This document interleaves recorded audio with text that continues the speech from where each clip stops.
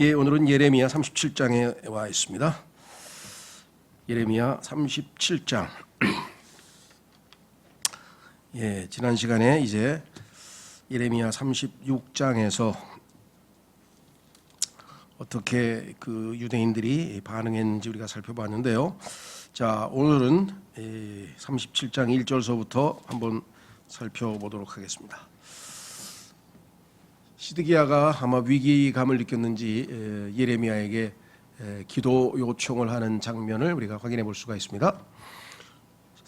37장 1절. 그러면서 요시야의 아들 시드기야 왕이 여호야킴의 아들 코니야를 대신하여 통치하였는데 그는 바빌론 왕 네부카드네자르가 유다 지역 안에서 왕으로 삼은 자였더라.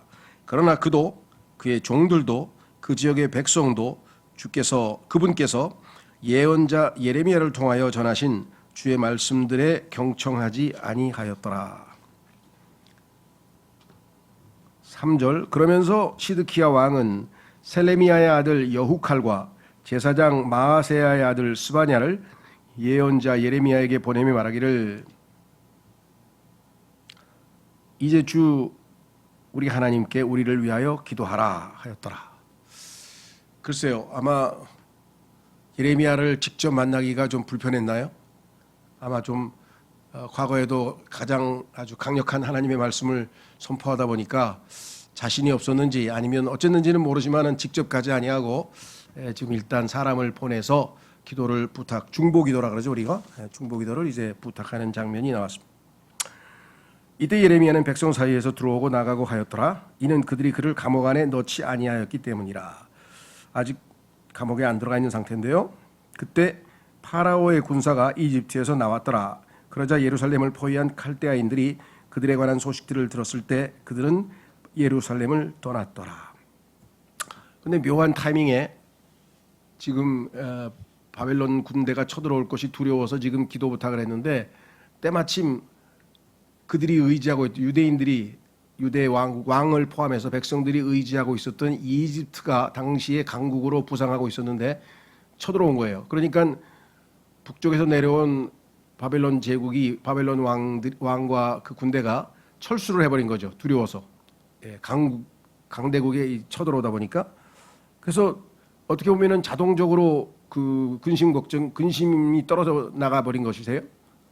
그러다 보니까 아마 다시 소위 말하면 그럼 그렇지 하나님께서 우리 소위 말하면 택함받은 백성인 우리를 어찌 그냥 놔둔단 말인가, 하나님이 이렇게 돌보시고 있지 않은가, 이렇게 아마 착각을 했던 것 같아요. 그래서 예레미야가 아마 거짓 예언자 아니냐, 왜 분명히 갈대아 사람들에게 우리가 다 멸망당할 것이라고 예언했을까, 뭐 이런 생각들을 했겠죠. 6절. 그때 주의 말씀이 예언자 예레미야가 임하였으니 이같이 말씀하셨느니라. 그러나 하나님께서는 이들이 이런 쓸데없는 잘못된 착각에 빠질까 봐 또다시 경고를 하시게 됩니다. 하나님의 말씀이 그대로 이루어지지 않고 있다고 주변의 여건과 환경을 바라보면 뭐예요? 이거 뭐 어떻게 된 거야? 하면서 하나님에 대한 신뢰가 떨어지면서 자기 생각을 주장할 때가 있죠. 그렇죠? 우리도 보면은 열심히 막 기도하다 가는데 사태가 좀 좋아지는 것 같아. 그러면 이거 내가 괜히 기도했나? 등등등. 자, 7절. 이스라엘의 하나님인 주가 이같이 말하노라. 너희를 나에게 보내서 나에게 문의하려고 한 유다 왕에게 너희는 이같이 말하라. 유다 왕이 사람을 보내서 나한테 지금 와서 기도해달라고 지금 중보 기도를 부탁한 모양인데 가서 이렇게 말해라. 보라, 너희를 도우려고 나온 파라오의 군사는 그들의 본토인 이집트로 되돌아가리라. 너희가 지금 기대하고 있었던 이집트 사람들은 조금 있으면 다시 쫓겨나갈 거야. 내가 그렇게 하고 말 거야. 그러니까 신경 쓰지 말란 소리죠. 그걸 기대하고 있었는데. 그렇죠. 근데 우리도 지금 그런 낭패를 당할 때가 있죠. 괜히 세상적인 어떤 조건이나 상황을 의지하고 있다가 잘못하면 무너져 버리죠. 하나님 말씀을 붙드는 게 낫겠습니다.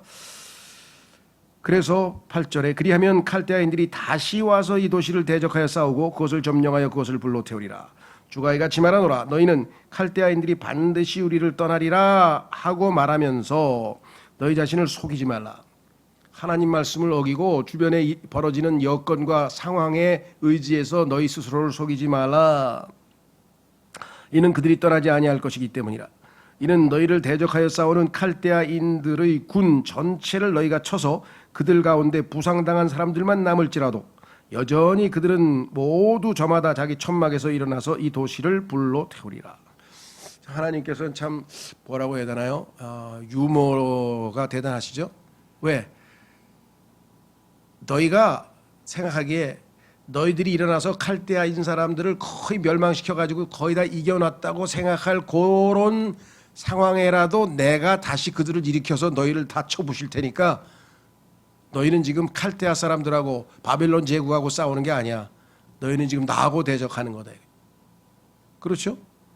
하나님께서 얼마나 유머스럽게 되면서 너희가 죽어라고 싸워가지고 그 사람들 이 쳐들어온 적군들 다 부셨다고 생각할지 모르지만 나는 그들을 다시 일으켜서 너희를 싹 원래 내가 뜻한 대로 내 뜻대로 다 성취하고 말리라.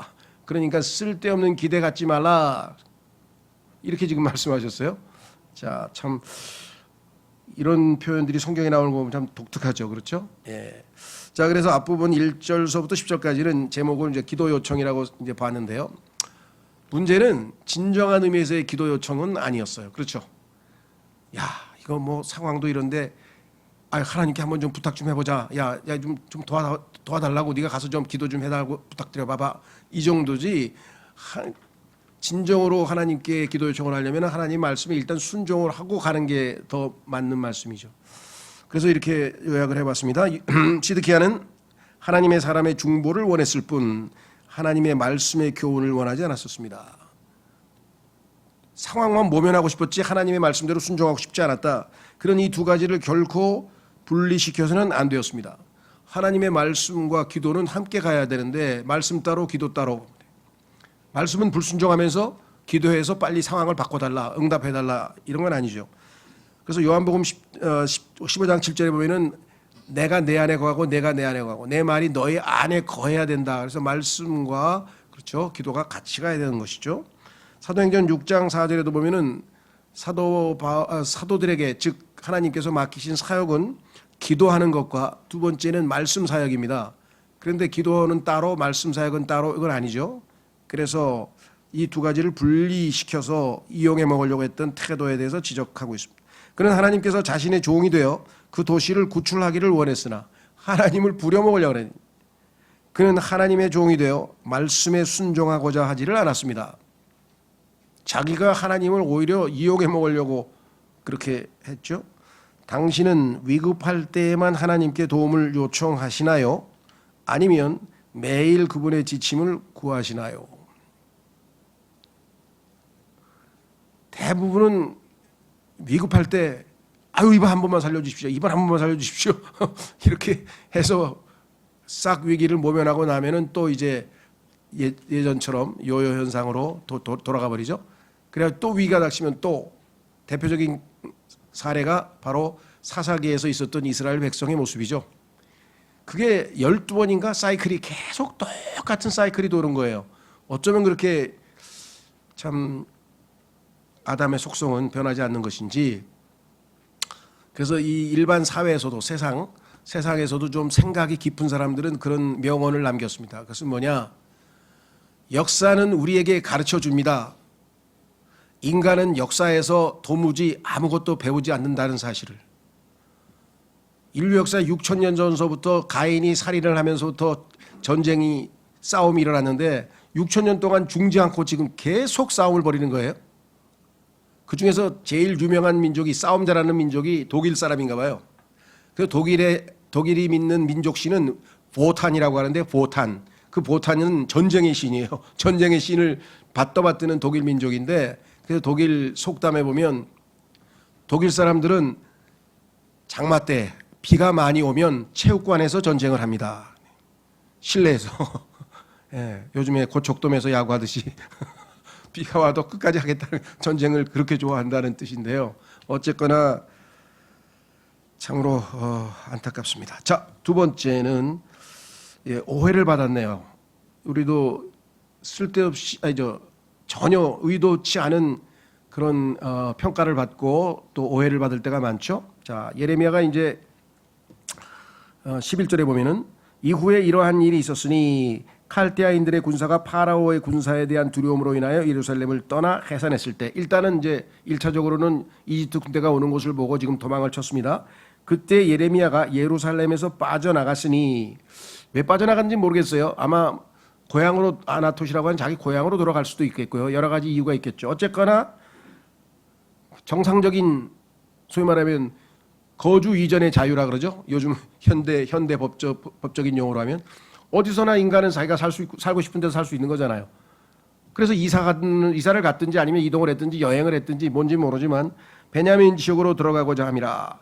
백성의 중심부인 그곳에서 떠나, 예루살렘이죠, 스스로를 분리시키려고 한 것이었더라. 아, 내가 여기 있다가는 이 하나님을 거역하는 무리들과 함께 있는 것은 도저히 아니다. 나는 성별하겠다, 분리하겠다. 이렇게 해서 따로 이제 분리하려고 했는데, 13절, 그리고 그가 베냐민의 성문 안에 있었을 때 하나니아의 자손이요 셀레미야의 아들이자 이리야라는 이름을 가진 파수대 대장이, 경호 대장이죠, 파수대 대장이 거기에 있었더라.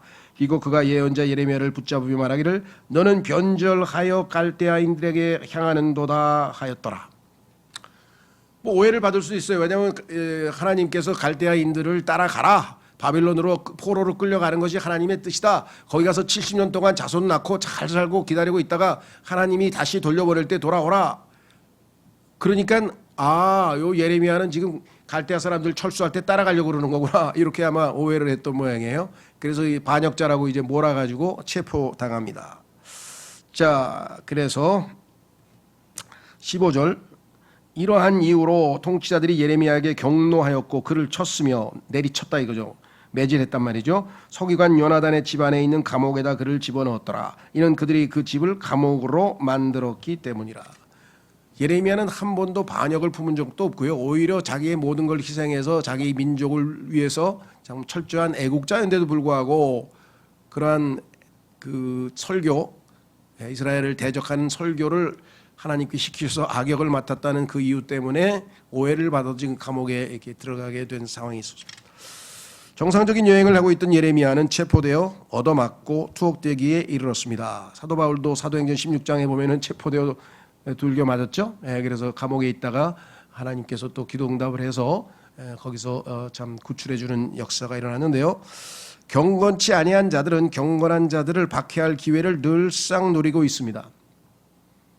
그러니까 정말 예수님께서도 억울한 일 많이 당하셨죠. 자, 베드로전서로 가보겠습니다. 예수님 믿고 나서 아마 여러분 개인적으로도 이런저런 오해를 사거나 또는 이렇게 억울한 일을 당하셨을 수도 있는데요. 근데 너무나 당연한 거예요. 왜? 예수님께서 우리에게 본을 보이셔서 예수님도 그런 일을 많이 당하셨다고 성경에 기록되어 있습니다. 자, 베드로전서 2장 19절, 베드로전서 2장 19절. 이는 만일 어떤 사람이 억울하게 순환을 당하고서도, 잘못한 게 없는데 억울하게 순환을 당하고서도 하나님을 향한 양심을 위하여 비통함을 견딘다면, 잘 이겨내서 견딘다면, 하나님을 향한 양심 때문에 이것은 감사할 일이기 때문이다. 그러니까 억울한 일을 당했는데 하나님 때문에 잘 참고 이겨내면 하나님께 감사할 만한 일인데, 문제는 어디 있느냐. 20절, 그런즉 만일 너희의 잘못으로 얻어맞을 때 너희가 그것을 인내로 감수한다면 그것이 무슨 영광이 있겠느냐. 자기 잘못 때문에 얻어맞았다면 그건 속된 말로 맞아 싸지.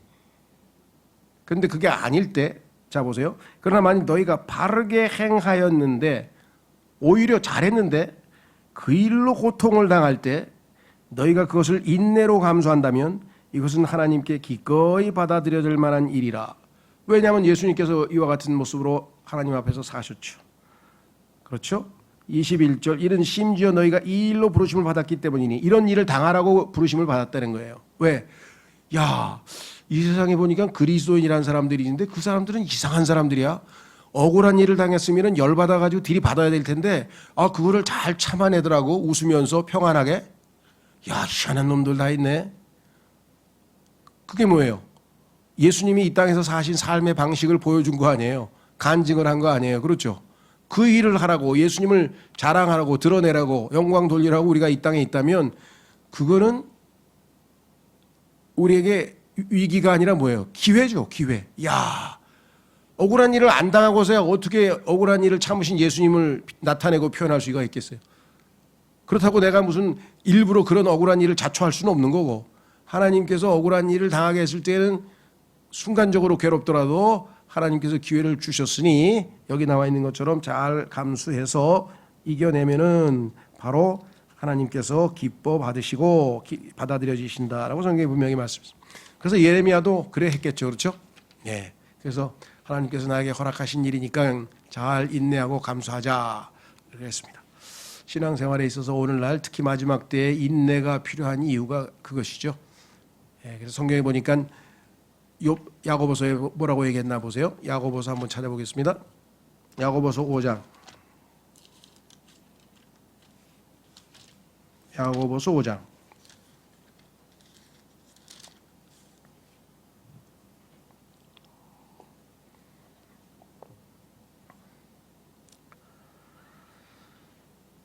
(8절) 너희 역시 인내하라. 너희의 마음을 확고하게 하라. 이는 주의 오심이 가까이 다가오기 때문이라. 형제들아, 서로에게 원한을 갖지 말지니 너희가 정죄 받지 않게 하려 함이라. 보라, 심판자께서 문 앞에 서 계시느니라. 나의 형제들아, 주의 이름으로 전했던 예언자들을, 그 중에 하나가 예레미야죠. 예언자들을 고난을 감내하는 것과 인내의 본보기로 삼으라. 샘플도 미리 다 보여주셨어, 우리에게 다. 그렇죠? 우리의 본이 되는 사람들이 그렇게 살아갔어요. 11절 보라, 우리는 견디는 자들이 행복하다고 여기느니라. 행복한 사람은 왜 견디는 사람? 너희는 욥의 인내에 관하여 들었고 주의 결말을 보았으니 주께서는 매우 동정심이 많으시고 온화한 자비를 가지고 계시느니라. 자, 그래서 예레미야도 우리의 본이 되는 거죠. 억울한 일을 당했는데 고난을 잘 이겨내고 있는 예레미야 모습을 우리가 살펴봤고요. 16절서부터 17절까지는 일종의 비밀 공작이 진행이 됩니다. 자, 예레미야가 지하 감옥 속에 있는 옥방들 안으로 들여보내졌을 때요, 예레미야가 여러 날 동안 거기에 남아 있었을 때라. 감옥에 들어가서 상당 기간이 흘렀는데 그때 시드키야 왕이 사람을 보내서 그를 끌어냈더라. 아무래도 불안한 거예요 지금. 그렇죠? 예레미야를 통해서 하신 하나님의 말씀이 계속 그냥 콩탕콩탕. 심약한 사람은 밤에 자다가 꿈속에 나타나 또 벌떡 일어났다가 그냥 막 이러잖아요, 그죠? 그러니까 아마 아무래도 안 되겠다 싶어가지고 다시 불렀어요. 그리고 왕이 그의 집안에서 비밀스럽게 그에게 말하기를. 또 사람들이 있는데 부르면 어떻게 됩니까? 야, 왕이 말이야 저 배신자를 갖다가 데려다가 뭐 어떻게 그런 소리 들을까봐 또 몰래 하여간 저 시드키야라고 하는 왕이 그렇게 왕의 자질을 갖춘 것은 아닌 것 같아요, 그렇죠? 예. 어쨌거나 비밀스럽게 그에게 물어 말하기를 주께로부터 온 어떤 말씀이 있느냐 하였더라.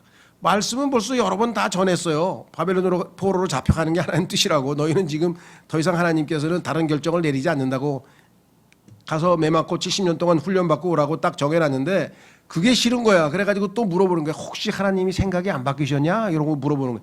바뀌시긴 왜 바뀌어요? 성경 말씀은 안 바뀌어요. 그렇죠? 그래서 뭐예요? 성경 말씀을 뜯어 고쳐가지고 그냥 좋게 귀에 아주 간질간질하게 해주는 그런 설교자들이 있는 데로 가요. 예수 믿으면 만사형통되는 걸 모르십니까? 들어가도 복을 받고 나가도 복을 받고 막 그런 구절만 착 찾아가지고 그냥 그렇게 하는 데를 쫓아간단 말이죠. 요 예레미야는 뭐예요? 안 속죠. 그래서 어떻게 했습니까? 그러자 예레미야가 말하기를 있나이다. 있어요.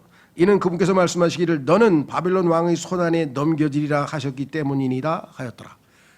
이야, 왕이 지금 말 한마디 잘못하면 그냥 칼이 날라올 판인데 껐떡도 안 하고 하는 거, 이 담대함. 그리스도인들 중에 특징 중에 하나는 담대함이에요. 겁이 없어. 왜? 뭐 속된 말로 믿는 구석이 있으니까. 그렇죠. 성경에 보면은 한번 확인해 보겠습니다. 사도행전 26장에 가도요. 바울도 왕 앞에서 로마 총독 앞에서 당신 요즘에 저 댄스 파티만 가고 뭐 파티에서 술만 먹고 막 절제하지 않는 삶을 사는데 하나님이 절제에 대해서 심판하신다는 걸 모르셔? 그렇게 담대하게 얘기를 했어요. 뭐 제가 하는 거는 흉내내고 바울이 한 건 아니지만 자 26장을 한번 가보세요.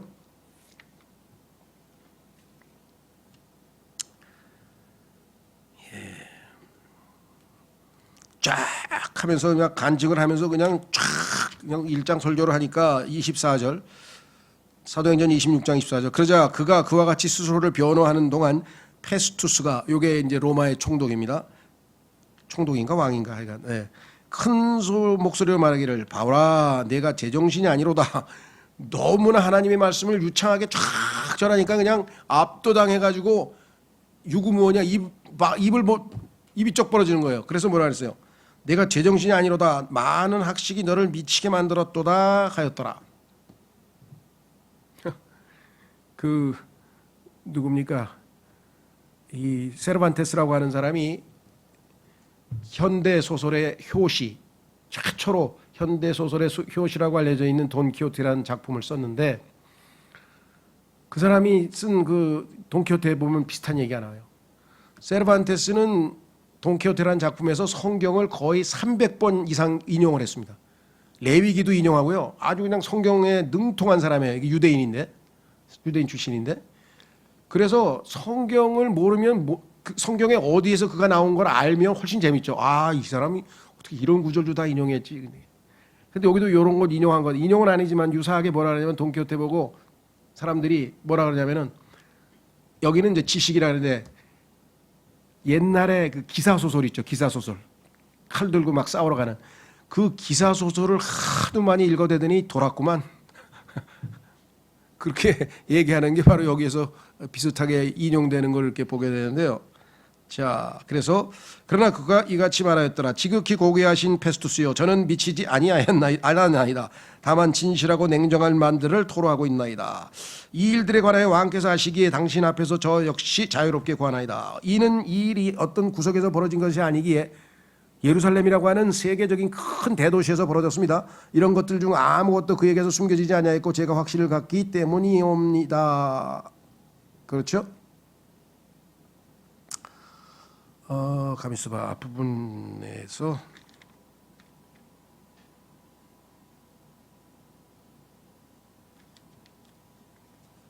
제가 지금 페스토스 얘기를 하려고 하는 게 아니라 누구냐?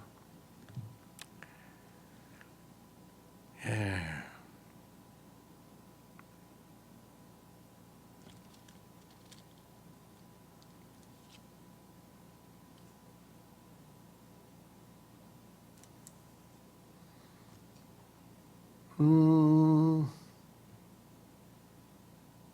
예, 제가 성경을 기억을 정확하게 잘 못하겠네요. 이게 뭐냐면은 절제에 대해서 그 설교했다는 얘기가 나오는데 절제에 대해서 왕 앞에서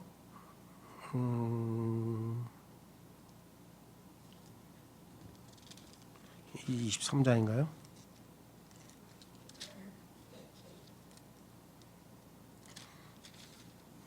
예, 하여간 제가 또 24장인가요? 몇 절에 있죠? 25절. 아, 예, 죄송합니다. 맞네요. 때가 됐습니다. 제가 물러나야 될 때가. 이런 일이 벌어지면 안 되는 건데. 자, 24장 25절. 하나님께서 이런 상황을 왜 자꾸 만들어 주실까요? 때가 되었음을 기억하라. 25절. 그리하여 의와 절제와 다가올 심판에 관하여 그가 논증하는 동안 펠릭스는 떨며 대답하기를. 총독이 바울의 설교를 듣고 부들부들 떠는 거예요. 왜? 여기 자기는 불의한 사람이야. 절제를 안 하고 방탕하게 살고 있어. 다가올 심판, 그러지 않아도 걱정하고 있는데 심판 얘기가 있어. 그러니까 바울 얘기를 듣더니 얼마나 총독이 부들부들 떨었겠을까요? 사실 그냥 사형시켜 그러면 끝나는 거예요. 사형시켜 그러면 끝나는데 이와 같은 역사가 일어났습니다. 담대함. 그래서 겸손하고 정중해야지만 담대하게 하나님 말씀을 우리가 선포할 수 있습니다. 뭐 저는 뭐 그렇게 높은 사람은 아니고 그냥 내 스승 정도 선생님 좀 되는 외국어대학 통역대학원장님이 어느 날 갑자기 저를 부르는 거예요. 김 선생. 아, 예. 야, 그 킹제임 성경 그 대단하대. 제가 이제 킹제임스 성경에 대해서 얘기를 자주 하다 보니까 영어과 교수니까 이게 문학적인 가치가 대단해 막 이래. 그래서 내가 그 문학적인 가치 말고 더 중요한 게 좀 있을 것 같은데요. 그랬더니 뭔데? 그래서 내가 성경에서 예수님께서 나는 부활이요 생명이니 나를 믿는 자는 죽어도 살겠고 살아있는 자는 죽지 아니라 영원히 죽지 아니하리라 그랬는데 이 말씀을 믿으시나요? 아니 갑자기 왜 날 전도하려고 그러는 거야? 그래서 전도가 아니고 이게 너무나 중요한 말씀이기 때문에 한번 킹제임스 성경을 좋아하신다니까 깊이 한번 생각해 보시라는 겁니다. 예. 그 후에는 못 만나서 잘 모르겠어요. 하여간 우리가 겸손하지만 여기처럼 예레미야처럼 있습니다. 정확하게 얘기를 해야 돼요. 너는 바벨론 왕의 손안에 넘겨지리라 하셨기 때문이다 하였더라. 그렇죠. 자, 그래서 제가 이렇게 16, 17절을 요약해 보면 하나님의 종이 불법적으로 감금되어 비참하게 고통을 받고 있어도 왕은 아무렇지도 않았습니다. 정상적인 왕이면 어떻겠습니까? 양심이 찔릴 거 아니에요. 왜? 자기가 지금 하나님으로부터 통치권을 위임받아서 지금 다스리고 있는데 불의한 죄가 없는 사람을 지금 감옥에다 집어넣어놨잖아요. 그럼 자기 양심이 얼마나 괴로워야 될 거예요. 그죠? 그런데 그런 거는 아랑곳하지 않고 혹시 뭐 하나님 말씀 받은 거 없나? 안심하라 하나님이 지켜주실 테니까 하고 무슨 좋은 말씀 드는 거 없을까? 이런 거 들어보려고 지금 꾀를 낸 거죠. 네, 비밀 공작을 했는데 오히려 왕은 예레미야와 함께 있다는 것을 보이고 싶어 하지 않았습니다. 그래서 몰래 비밀스럽게 그러나 그는 여전히 예레미야의 도움을 원했습니다. 참 희한하죠? 네. 예레미야를 아직도 의존하고 있어. 예레미야를 통해서 하나님이 뭔가 하시면 좋겠는데 하고 기대하고 있는 모습을 우리가 보게 됩니다. 자, 마지막으로 18절에서 21절까지 이뿐만 아니라 예레미야가 시드키야 왕에게 이같이 말하였더라. 제가 당신이나 당신의 종들이라 이 백성을 대적하여 무엇을 범죄하였기에 당신들은 저를 감옥 안에 집어넣었나이까. 당당하게 예수님께서도 내가 무슨 죄를 지었느냐 그랬더니 이 로마 당국도 거기에 대해서 답변할 게 없었었죠. 그런 것처럼 바벨론 왕이 와서 당신들을 대적하여 오지 아니할 것이고 이 지역을 대적하여 오지도 아니할 것이라 하고 말하며 당신에게 예언하던 당신들의 예언자들이 지금 어디에 있나이까. 절대로 바벨론 제국이 쳐들어오지 않을 거라고 그렇게 감언이설로 당신들을 속였는데 그 거짓 예언자들 다 어디 갔습니까? 지금 다 도망가고 없지 않습니까? 그렇죠? 오 나의 주 왕이여. 벌써 얼마나 정중합니까? 이 하나님의 불순종하는 어리석은 왕아 하고 막 이렇게 안 하잖아요. 근데 요즘 보면은 그런 사람들이 있어요. 그거 안 돼요. 하나님께서 정해주신 질서에 따라서 정중하게 오 나의 주 왕이여. 그렇죠? 요즘은 뭐 막 이 정치가들이 뭐 그 서로에 대한 최소한의 예의와 존중도 없이 그냥 이거 뭐 정말 너무하죠? 예, 그거 뭘 보고 배우란 소리예요? 지금 이 초등학교 그러니까 그냥 초등학생이 뭐 저 선생님 막 그 뭐라 그러냐 뭐 어떻게 폭행을 하고 막 그런 일이 비일비재하게 벌어지는 게 바로 이런 것 같아요. 자, 오 나의 주 왕이여. 그러므로 제가 당신께 간구하오니 이제 들으소서. 제가 당신께 간구하오니 저의 간구가 당신 앞에서 기꺼이 받아들여지게 하소서. 즉 당신께서는 제가 서기관 요나단의 집으로 되돌아가지 아니하게 하소서. 제가 거기서 죽을까 함이니이다. 제가 거기 갇히면 이제 뭐 체력도 다 했고 이제 뭐 제가 더 이상 견딜 수가 없어서 죽을 것 같으니까 저를 그렇게 감옥으로 다시 되돌아보지 않게 해주십시오. 그때 시드키야 왕이 명령하여 그들에게 예레미야를 감옥들 안에 수감하도록 위임하고 그 도시 안에 있는 모든 빵이 소진될 때까지 제빵사들의 거리에서 나오는 빵 한 조각을 매일 그에게 주도록 하였더라. 이와 같이 예레미야가 감옥들 안에 남아 있었더라. 그래도 최소한의 양심은 있는 왕이죠. 야, 이거 굶겨 주겠다가 이건 난 잘못하면 죽는구나 싶어가지고 명령을 내려서 이 전쟁통에 먹을 빵도 없는데 죄수에게 요 매일 빵 한 조각씩 줘서 목숨을 살려놔라 아마 이렇게 지금 당부를 한 것 같아요. 그렇죠? 자, 그래서 하나님의 의해 돌보심을 받기를 기대함. 왜냐하면 하나님께서 약속을 한 게 있거든요. 1장 8, 9절에서 주님께서는 오래전 예레미야를 돌보시겠다고 약속했었습니다. 그러니까 하나님의 약속을 신실하게 믿고 신뢰하는 것이 예레미야가 간 모습이죠. 이에 하나님은 자신의 약속을 지켰습니다. 그렇습니다. 하나님께서는 인간이 아니시기 때문에 하신 말씀을 안 지키시는 법이 없다고 스스로 말씀하셨죠. 그래서 성경에 항상 제일 자주 나오는 말 중에 하나가 예언하신 그 말씀대로 이루어졌더라, 이루어졌더라, 이루어졌더라 이렇게 돼 있죠. 비록 예레미야는 평안한 삶을 살지 못했으나 참 예레미야의 타이틀이 아시죠? 눈물의 예언자. 예레미야의 타이틀이 공식 타이틀이 눈물의 예언자인데 평안한 삶을 살지 못했으나 선한 양심을 지니고 있었습니다. 하나님 앞에 꺼리낌이 없어. 그래서 하나님 약속하신 대로 지켜주십시오. 그래서 믿고 얘기를 한 거예요. 왕한테 나를 보내지 말아라. 감옥에 다시 내가 죽을까 하니까. 그렇죠? 그래서 양심의 꺼리낌이 없이 하나님 앞에 살았다. 사도 바울도 나는 하나님 앞에 선한 양심을 따라 살고 있다 하고 얘기를 하죠. 왜냐하면 그는 자신이 늘상 하나님께 신실했다는 사실을 알고 있었으니까요. 그러니까 하나님 앞에 가서 있는 그대로 정직하게 구할 수가 있었다. 두 군데를 한번 살펴보겠습니다. 하나님께서 신실하게 섭리적으로 사도 바울을 보호한 내용들이 성경에 한두 군데가 아니겠습니다만은 제일 유명한 구절 사도행전 27장. 사도행전 27장으로 가면은 이제 예루살렘으로 이제 로마죠. 로마로 이제 사도 바울이 황제에게 재판을 받기 위해서, 왜냐하면 항소를 요즘으로 하면 항소죠. 항소를 했기 때문에 이제 재판 받으러 가는데 배를 타고 이제 가는 도중에 폭풍우를 만나서 지금 다 죽게 생겼죠. 그때 이제 사도 바울의 입에서 이런 고백이 나옵니다. 21절 사도행전 27장 21절에 그러나 오랫동안 먹지 못한 뒤에 바울이 앞으로 나와 그들 한가운데 서서 이같이 말하였더라. 선생들이여, 당신들은 제 말을 듣고 이런 피해와 손실을 얻지 않도록 크레타에서 벗어나지 않았어야 했나이다. 요 크레타, 크레타니까 갑자기 생각이 나서 그러는데 요즘 그 팔레스타인, 소위 말하면 팔레스타인 사람들이 지금 하마스를 중심으로 해서 지금 이스라엘과 전쟁을 벌이고 있는데, 성경에 따르면 팔레스타인, 소위 말하면 성경에 나오는 블레셋, 옛날 성경에 블레셋이라고 돼 있죠. 삼손이 거기 출신이죠. 이 블레셋, 팔레스타인 사람들은 성경에 보면 원래 가나안 출신들이 아니에요. 그래서 여기가 자기들의 땅이라고 주장할 권리가 하나도 없어요, 사실은. 왜냐?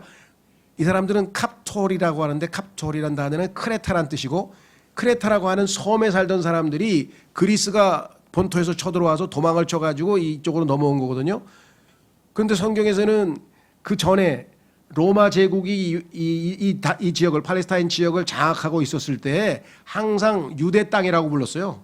유대인들의 땅이라고, 유대 땅. 그런데 나중에 유대인들이 하도 이 말썽을 피우니까 하드리안인가 무슨 황제가 갑자기 그냥 이름 바꾸자 그래가지고 팔레스타인으로 바꿨어요. 그래서 사람들은 이 땅이 원래 팔레스타인 땅인데 유대인들이 점령을 했으니까 이 땅의 주인은 팔레스타인이라고 생각하는데 전혀 아닙니다. 역사적으로 보면 원래 여기 출신도 아니에요. 캅톨이라고 하는 데서 이주민이에요. 이주민들. 그래서 사실은 법적으로든 모든 면에서 팔레스타인은 사실은 권리가 없어요. 그런데도 불구하고 오늘날 쓸데없는 이 논쟁이 벌어지는 것은 역사적 사실을 무시하고 있는 것이겠죠. 자, 그래서 여기 뭐라고 얘기했느냐? 소위 말하면 배가 지금 다 폭풍우에서 지금 흔들리면서 곧 침몰할 직전이 되었을 때 하나님께서 나타나셨죠. 22절. 그런즉 이제 제가 당신들에게 권면하노니 좋은 기운을 내소서. 이는 당신들 가운데 어떤 사람의 생명도 전혀 손실이 없을 것이며 오직 선박에만 손실이 있을 것이기 때문이라. 하나님께서 생명은 다 살려준다고 하셨다. 23절. 이는 제가 속해 있고 제가 섬기는 하나님의 천사가 이 밤에 제 곁에 서서 말씀하시기를 바울아 두려워하지 말라. 너는 반드시 카이사르 앞으로 인도되어야 하느니라. 그런즉 보라, 하나님께서 너와 함께 항해하는 모든 자들을 너에게 주셨노라 하였기 때문이니다. 그러므로 선생들이여 좋은 기운을 내소서. 이는 제가 하나님을 믿나니 그분께서 제게 말씀하신 그대로 될 것이기 때문이다. 그대로 될 것이다. 이 약속을 믿는다면 우리가 평안을 유지할 수가 있겠죠. 흔들리지 않고. 자, 마지막 한 구절 더 보겠습니다. 디모데 후서에도 사도 바울이 자신을 지켜주고 계시는 하나님에 대한 확신 가운데 담대하게 이야기하고 있습니다. 디모데 후서 4장.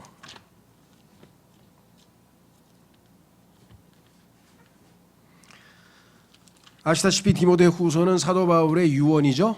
죽기 전에 이제 후배 사역자에게 사역을 맡기면서 이제 당부하고 싶은 말씀들을 주로 했는데 그때 뭐라고 얘기를 하는가? 디모데 후서 4장 16절부터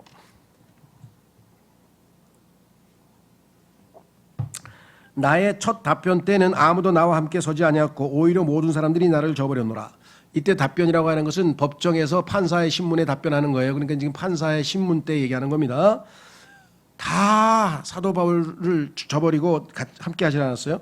나는 그것이 그들의 책임이 되지 않기를 하나님께 기도하노라. 죄인이라고 하는 사도 바울과 함께 어울렸다가는 괜히 사정당국에 의해서 자기도 오해받을까 봐 슬슬 피해가지고 다들 도망쳐버렸다는 얘기예요. 그래도 주께서 나와 함께 서시오. 이게 하나님의 약속을 신실하게 지키시죠. 내게 힘을 주셨느니라. 이는 나를 통하여 말씀 선포가 온전히 알려져서 모든 이방인들이 들을 수 있게 하려 함이라. 또한 내가 사자의 입에서 구출되었느니라. 과거 그런즉 주께서 나를 모든 악한 일에서 저마다 구출하시리니 현재 그분께 속하고 하늘에 있는 왕국에 이르기까지 나를 보존하시리라. 미래 과거 현재 미래 하나님의 확실한 보호 가운데 있음을 고백합니다. 베드로 전서에 나와 있죠. 하나님께서 우리를 보호하고 계신다. 그분께 영광이 영원 무궁토록 있기를 기원하노라. 아멘. 자, 그래서 우리는 예레미야서 37장을 통해서 예레미야가 얼마나 담대하게 그러나 아주 겸손하고 예의를 갖추어서 자신의 임무를 끝까지 신실하게 수행하고 마지막 위기 상황에서도 하나님에 대한 신뢰를 잃지 않고 이렇게 하나님께 간구했고 그 결과적으로 하나님은 약속하신 대로 신실하게 예레미야를 보호하셨다. 오늘 말씀 통해서 우리의 삶도 전적으로 주님께 의지하고 의탁하고 베드로전서 1장 5절 읽고 마치겠습니다. 베드로전서 1장 5절.